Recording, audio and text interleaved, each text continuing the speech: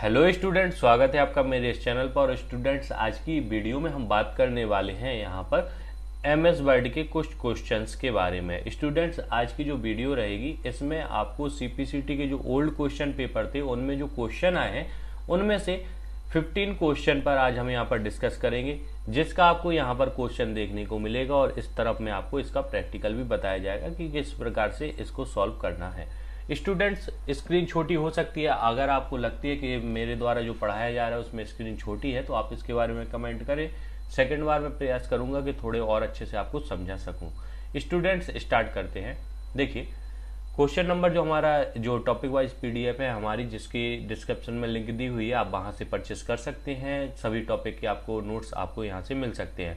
तो उसी पीडीएफ में से ये है क्वेश्चन नंबर 26 जो आया था 1/6/2016 को। यदि एमएस वर्ड में F4 कुंजी का प्रयोग किस लिए किया जाता है। देखिए, यहाँ पर एमएस वर्ड में F4 कुंजी का प्रयोग किस लिए किया जाता है, तो इसका प्रयोग जो होता है यह अंतिम क्रिया को दोहराने के लिए किया जाता है। क्या है? F4 कुंजी का प्रयोग, जो हमारी F4 फंक्शन की होती है उसका प्रयोग अंतिम जो हमने वर्क किया है उसको दोहराने के लिए होता है। कैसे? देखिए, मैंने अभी जैसे यहाँ पर कुछ भी टाइप कर दिया और मैंने स्पेस कर दिया। अगर मैं अब कीबोर्ड से F4 फंक्शन की को क्लिक करूंगा तो बार बार रिपीट होगा। क्यों? क्योंकि मैंने ये जो यहाँ तक का जो शब्द है इसको मैंने लिखा है और उसके बाद में मैंने F4 की को दबाया है। मतलब मेरी अंतिम जो प्रोसेस थी, अंतिम क्रिया थी, वह इस शब्द को लिखने की थी। अब अगर मैं इसी शब्द को, जैसे मैंने 2-3 बार इसको बैक स्पेस से मिटाया है, अगर F4 फंक्शन की को क्लिक करूंगा तो अब देखिए आपके मिटाने की जो हमारी डिलीट करने की जो प्रोसेस थी वह यहाँ पर दोहराना स्टार्ट हो जाती है। तो इससे स्पष्ट समझ में आता है हमें कि F4 फंक्शन की जो होती है वह हमारे किसी भी वर्क को, जो कि अंतिम वर्क था, अंतिम प्रोसेस थी, अंतिम क्रिया थी, उसको दोहराने के लिए हम F4 की को यूज करते हैं। इसके बाद 10/7/2016 को एक क्वेश्चन आया था। क्वेश्चन नंबर ये देखिए, एमएस वर्ड है। तो देखिए, एमएस वर्ड एक वर्डप्रेस डॉक्यूमेंट सॉफ्टवेयर है और उससे भी आगे अगर हम जानते हैं कि हमारे सिस्टम को ऑपरेट करने के लिए ऑपरेटिंग सिस्टम होता है, लेकिन किसी विशेष कार्य को करने के लिए जो सॉफ्टवेयर बनाया जाता है उसको हम एप्लीकेशन सॉफ्टवेयर कहते हैं। तो यहाँ पर जो इसका सही आंसर होने वाला है वह है एक एप्लीकेशन प्रोग्राम। एमएस वर्ड क्या है? एक एप्लीकेशन प्रोग्राम है। इसके बाद वर्ड प्रोसेसर एमएस वर्ड में कौन सी फाइल चलती है। तो देखिए, वर्ड प्रोसेसर जो एमएस वर्ड होता है उसको चलाने के लिए winword.exe फाइलें यूज होती हैं। एक्सटेंशन डीओसी होता है, लेकिन यहाँ पर बात की जा रही है फाइल की, तो winword.exe फाइल हमारी यहाँ पर होती है। जो प्रोग्राम फाइल होती है उसके बारे में बोला जा रहा है। यहाँ पर ये प्रोग्राम है, ठीक है ना। प्रोग्राम जब भी होता है तो उसका exe से निरूपित उसको किया जाता है। नेक्स्ट क्वेश्चन है। देखिए स्टूडेंट्स, यहाँ पर सीक्वेंस नंबर कभी कभी टाइपिंग करते समय, नोट्स क्रिएट करते समय हो जाती है मिस्टेक, तो इसको इग्नोर करना है, हमें अपने टॉपिक पर ध्यान देना है। एमएस वर्ड डॉक्यूमेंट को कितनी तरह से सेव किया जा सकता है। तो देखिए स्टूडेंट, हमारे एमएस वर्ड में अगर हम किसी फाइल को सेव करना चाहते हैं तो इसको हम 3 प्रकार से, एक तो Ctrl+S शॉर्टकट की अगर आप क्लिक करेंगे तो आप इसको सेव कर सकते हैं। सेकंड है, डायरेक्ट आपको ऊपर की तरफ में यहाँ पर आपको दिख जाएगा सेव का बटन, आप इस पर भी क्लिक करके कर सकते हैं। साथ में फाइल मेन्यू में जाकर आपको यहाँ पर सेव का ऑप्शन देखने को मिल जाता है। अब आप कहेंगे कि सर F12 से भी तो होता है। तो देखिए स्टूडेंट्स, F12 से सेव एज फाइल होती है, ना कि सेव होती है, ठीक है ना। तो यहाँ पर क्लियर होना चाहिए ये बात कि हमारा एमएस वर्ड में डॉक्यूमेंट फाइल को हम 3 तरह से सेव कर सकते हैं। इसके बाद, किसी वर्ड डॉक्यूमेंट में किए गए बैकग्राउंड कलर इफेक्ट्स निम्न में से किसमें नहीं दिखाई देते। तो स्टूडेंट्स, यहाँ पर मैं बताना चाहूँगा इसका जो सही आंसर है यह है प्रिंट प्रीव्यू। जो प्रिंट प्रीव्यू होता है उसमें हमने जो भी यहाँ पर बैकग्राउंड में कलर किए होते हैं वह दिखाई नहीं देते हैं। स्टूडेंट्स, इसको मैं यहाँ पर प्रैक्टिकल रूप में नहीं दिखाऊंगा क्योंकि ये हमारा विंडो आपको यहाँ पर जो है एमएस वर्ड 10 है। अगर आप 7 पर जाएंगे तो आपको वहाँ पर स्पष्ट दिखेगा कि किस प्रकार से बैकग्राउंड में कलर का इफेक्ट नहीं दिखाई देता है। अब इसके बाद में लेकिन इसका ये मतलब नहीं है स्टूडेंट्स की विंडो 10 में देखिए कोई से भी आपसे कमेंट को क्वेश्चन किया जाए, चाहे वह विंडो 10 कहें, चाहे आपसे 16 कहें, चाहे 13 कहें, चाहे आपसे 7 कहें, आपको तो प्रिंट प्रीव्यू ही आंसर लगाना है। सिर्फ मैं एक बात अच्छी बता दूं आपको, बहुत सी कंफ्यूजन होती है जब हम एग्जाम में देखते हैं कि इसमें तो उन्होंने 2013 पूछा कि 2013 MS word, 2016 MS word. Students function सब में सेम होते हैं, चाहे वह 2007 हो, चाहे वो 2010 हो, 13 हो या 16, इसलिए डरने की आवश्यकता नहीं है। जो आपको आंसर याद आ रहा हो आप उसको टिक कीजिए, वो आपका आंसर सही होगा। सिर्फ ये भ्रमित करने के लिए क्वेश्चन इस प्रकार से बनाए जाते हैं। अब स्टूडेंट्स नेक्स्ट क्वेश्चन है, निम्न में से एमएस वर्ड का ग्राफिक साधन कौन सा है? तो देखिए एमएस वर्ड का जो ग्राफिक साधन है वह है क्लिप आर्ट। अब ग्राफिक साधन क्या? इमेजेस लाना। हम एमएस वर्ड में इमेजेस कहाँ से लाते हैं? तो आप इंसर्ट मेन्यू में जब आप जाते हैं तो यहाँ पर आपको क्लिप आर्ट नाम से एक यहाँ पर देखने को मिलता है ऑप्शन। तो यहाँ पर हम जब इस पर क्लिक करते हैं तभी तो हम ग्राफिक्स लाते हैं अपने किसमें, एमएस वर्ड में। जैसे अभी मैंने यहाँ पर टाइप किया कंप्यूटर और मैं इस पर गो पे क्लिक करूंगा तो यहाँ से मैं ग्राफिक्स ला सकता हूँ। तो ये क्या है, यहाँ पर क्लिप आर्ट। अब आप कहेंगे सर पिक्चर से भी तो ला सकते हैं ना हम। तो देखिए स्टूडेंट्स बिल्कुल आप ग्राफिक्स पिक्चर से भी इंसर्ट कर सकते हैं, लेकिन यहाँ पर ऑप्शन भी हमें देखना जरूरी है। एक दिया है बर्ड आर्ट, एक दिया है ड्रॉप कैप, एक दिया है क्लिप बोर्ड और एक दिया है क्लिप आर्ट। तो यहाँ पर फिलहाल में पिक्चर नहीं दिया, इसलिए इसका आंसर क्या होगा, क्लिप आर्ट इसका आंसर होने वाला है। अब हम नेक्स्ट क्वेश्चन की बात करते हैं।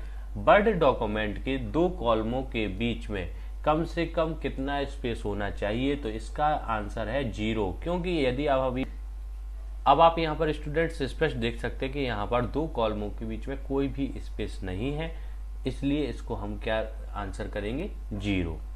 इसके बाद स्टूडेंट्स अब वर्ड डॉक्यूमेंट के टेबल में अधिकतम कितने कॉलम जोड़े जा सकते हैं? बहुत ही इंटरेस्टिंग क्वेश्चन है और मैं सही बताऊं कि जब ये क्वेश्चन मैंने स्टडी किया उसके बाद मैंने इसका प्रैक्टिकल किया, उसके बाद मैं एग्जाम में सही करके आया था।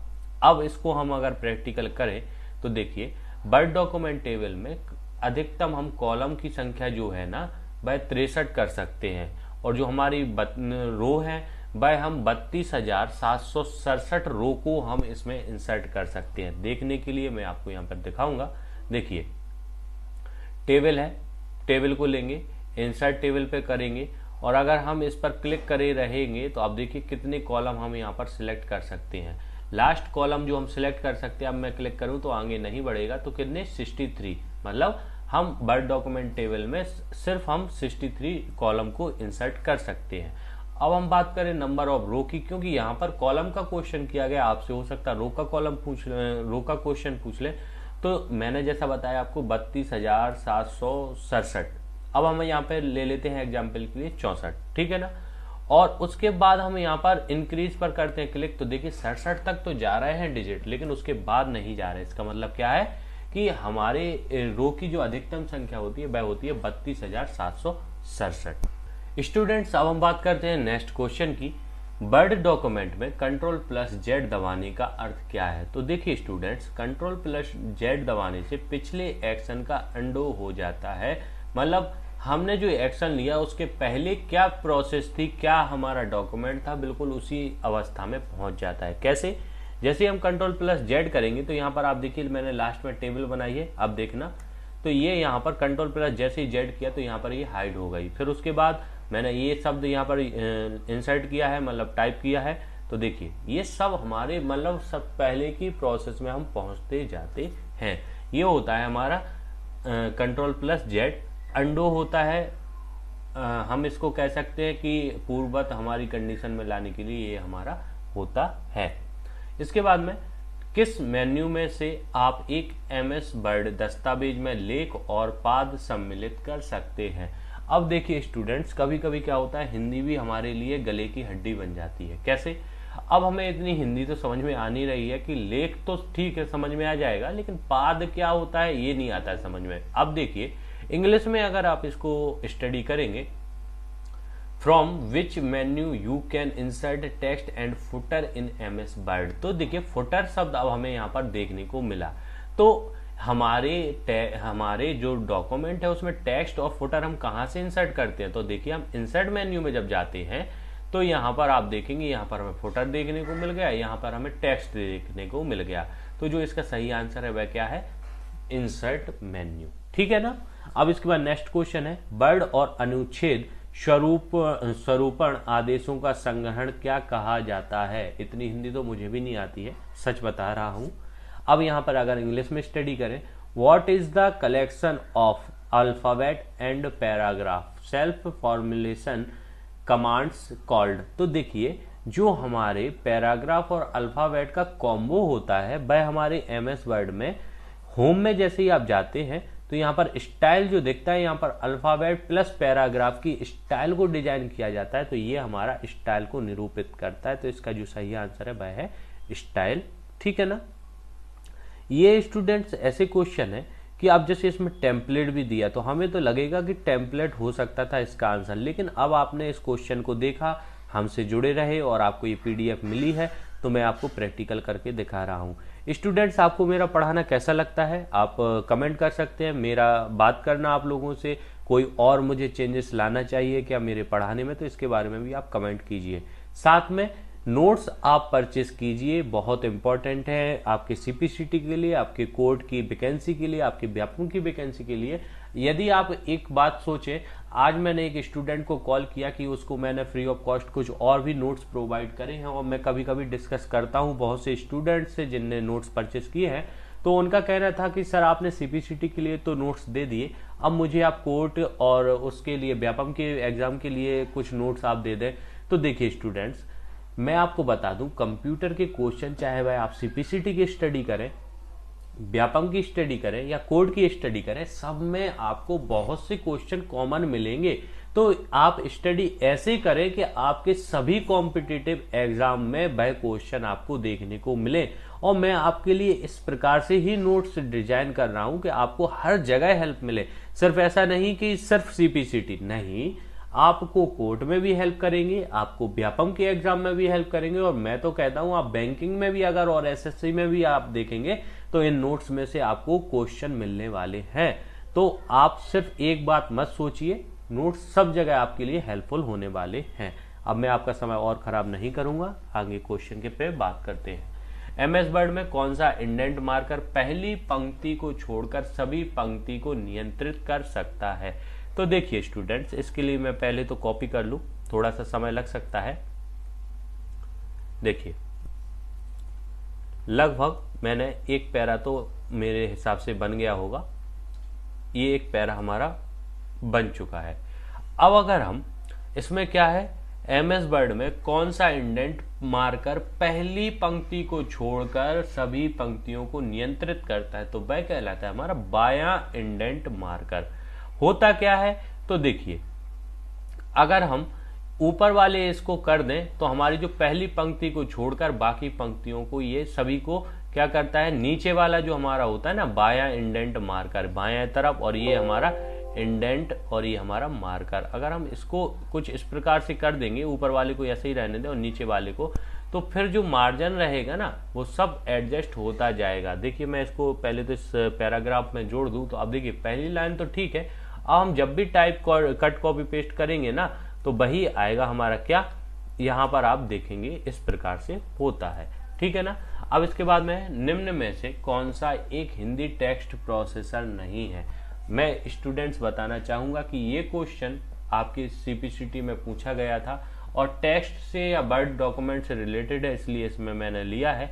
लेकिन क्लर्क, हिंदी पैड और आईलिप तो हमारे वर्ड डॉक्यूमेंट प्रोग्राम होते हैं, लेकिन स्क्रीन क्राफ्ट नहीं है। लेकिन मैंने इन सभी का यूज नहीं किया है, ना मैंने इनको देखा है, लेकिन पेपर में था, हो सकता है आपके पेपर में भी आ जाए। फिर आप कहोगे सर वैसा क्वेश्चन आया था वो आउट ऑफ सिलेबस था।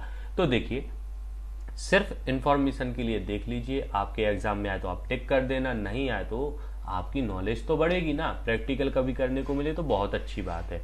इसके बाद नेक्स्ट क्वेश्चन, निम्न में से कौन सा एक MS वर्ड में डायलॉग बॉक्स खोलने के लिए एक शॉर्टकट है। तो देखिए स्टूडेंट्स, ये बहुत इंटरेस्टिंग क्वेश्चन है। यहाँ से आपको एक चीज समझ में आती है किसी भी एग्जाम में क्वेश्चन को पढ़ने की और सॉल्व करने की। देखिए यहां पर क्या बोला गया है, निम्न में से कौन सा एमएस वर्ड में डायलॉग बॉक्स खोलने के लिए एक शॉर्टकट है। अब डायलॉग बॉक्स तो आप अगर F12 करेंगे, देखिए मैं करके दिखाता हूं F12, तो यहां पर आपको सेव एस का यहाँ पर डायलॉग बॉक्स या सेव का आपको डायलॉग बॉक्स ओपन होता हुआ दिख जाएगा, ठीक है ना। अब अगर आप शिफ्ट प्लस F12 करोगे तब भी एक डायलॉग बॉक्स ओपन होगा। इसके बाद में आप अगर अल्ट प्लस F4 करोगे, वो F12 करोगे, तब भी आपका एक ना एक आपका ओपन हो ही जाएगा, ठीक है ना।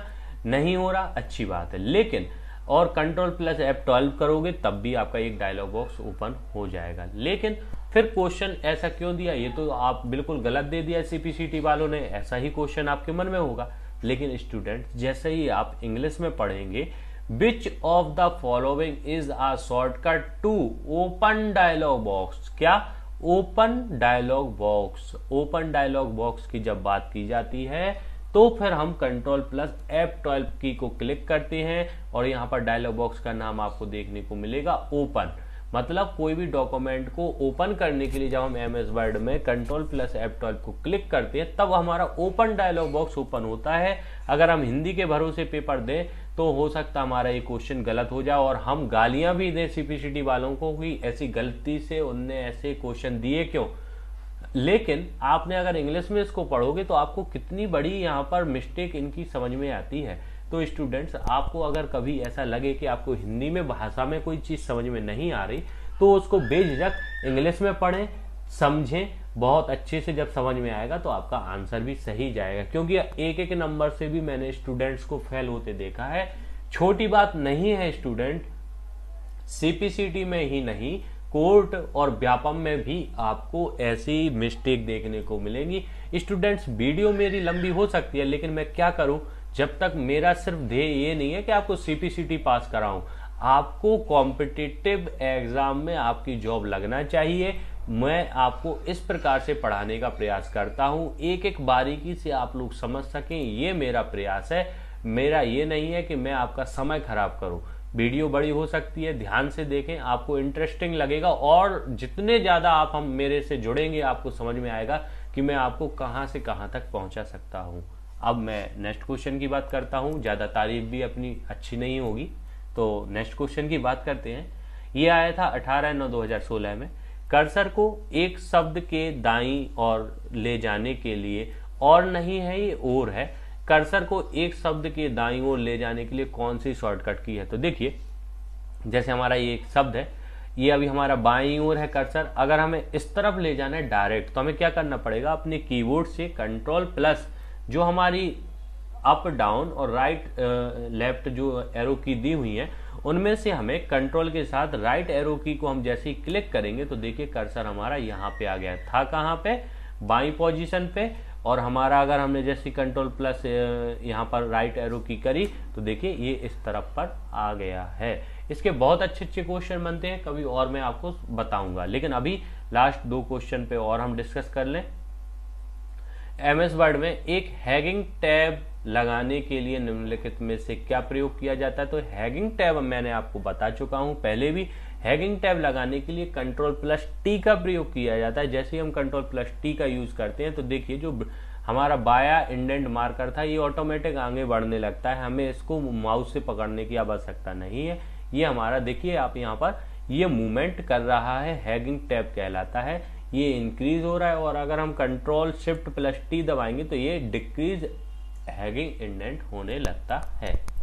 नेक्स्ट क्वेश्चन, निम्नलिखित में से कौन सा पृष्ठ अभिविन्यास का एक प्रकार है। अब यहाँ पे तो इंग्लिश में दिया नहीं है, गलती से मिस्टेक हो गई है। देखिए अभिविन्यास मतलब होता है ओरिएंटेशन।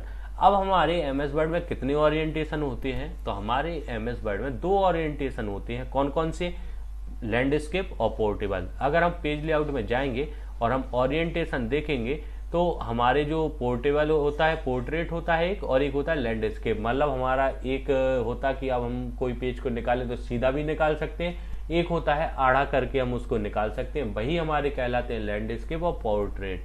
तो उसमें यहां पूछा गया है कि निम्न में से कौन सा पृष्ठ अभिविन्यास मतलब पेज ओरिएंटेशन है, तो पेज ओरिएंटेशन है यहाँ पर पोर्ट्रेट। अगर लैंडस्केप दिया होता तो हम उसको भी लगा सकते थे, ना कि हॉरिजेंटल, वर्टिकल या फ्लिप्ड। ये कोई भी ओरिएंटेशन नहीं है, ये तो हमारे यहाँ पर बताते हैं कि ये हॉरिजेंटल कौन सा है, वर्टिकल। लेकिन जो हमारे ओरिएंटेशन होते हैं वह होता है पोर्ट्रेट और लैंडस्केप। स्टूडेंट्स, ये थे हमारे टॉप 15 क्वेश्चन, 50 तो नहीं 15 क्वेश्चन जिनको मैंने आज आपको समझाया। आपको मेरा पढ़ाना कैसा लगा इसके बारे में भी आप कमेंट कीजिए। साथ में स्टूडेंट्स, बहुत इंपॉर्टेंट बात, अगर आप नोट्स परचेस करेंगे तो आप विश्वास कीजिए, अगर आपके एग्जाम में 4 से 5 दिन भी बचे हैं ना, तब भी आप इन नोट्स को पढ़ के पास हो सकते हैं। और इन नोट्स को आप परचेस जरूर कीजिए। मैंने अब इनको 2 पार्ट में डिवाइड किया है कि आपको अगर थ्योरी प्लस आप टॉपिक वाइज पेपर चाहते हैं तो उसका अमाउंट अलग रहेगा, और सिर्फ आप टॉपिक वाइज पेपर चाहते हैं तो उसकी भी लिंक आपको डिस्क्रिप्शन में है, उसका कुछ अमाउंट कम रहेगा। आपको जैसे सूटेबल लगे आप दोनों प्रकार से नोट्स को परचेस कर सकते हैं। और मैं विश्वास दिला सकता हूं कि अगर मेरे द्वारा जो पढ़ाया जा रहा है, आप जो स्टडी कर रहे हैं मेरे द्वारा बताए अनुसार, और इन नोट्स को आप लेके स्टडी करेंगे तो आपको पास आउट होने से कोई नहीं रोक सकता है। स्टूडेंट्स, वीडियो पसंद आई है तो इसको लाइक कीजिए, अधिक से अधिक शेयर कीजिए, और चैनल को तो अभी तक आपने इतनी वीडियो देखी तो आपको समझ में आ गया होगा कि सर बहुत काम के हैं और चैनल को सब्सक्राइब करना चाहिए, तो सब्सक्राइब कीजिए। स्टूडेंट्स, मैं यहाँ पर एक बात और कहना चाहूँगा, यदि आपको मेरा पढ़ाना भी पसंद है और आप चाहते हैं कि सर की किसी भी प्रकार से हेल्प की जाए, तो इसके लिए आपको करना सिर्फ इतना है कि मेरी जो वीडियोस है इनको आप अपने व्हाट्सएप स्टेटस में लगाइए। और लगाना कैसे है, पहले आप टेलीग्राम ग्रुप से ज्वाइन कीजिए, वहां पर मैं जो लिंक आपको सेंड करता हूं उस लिंक को कॉपी करके आपको अपने व्हाट्सएप स्टेटस में अगर आप लगाएंगे तो आपके द्वारा मेरे लिए ये हेल्प होगी, और मैं कह सकता हूं कि ये गुरु दक्षिणा भी रहेगी आपकी। आप नोट्स परचेस ना करें, लेकिन कम से कम हमारी वीडियो की लिंक को अपने व्हाट्सएप में लगाएं। हमारे साथ जुड़ने के लिए, साथ में वीडियो को पेशेंस के साथ देखने के लिए आपका हृदय की गहराइयों से धन्यवाद।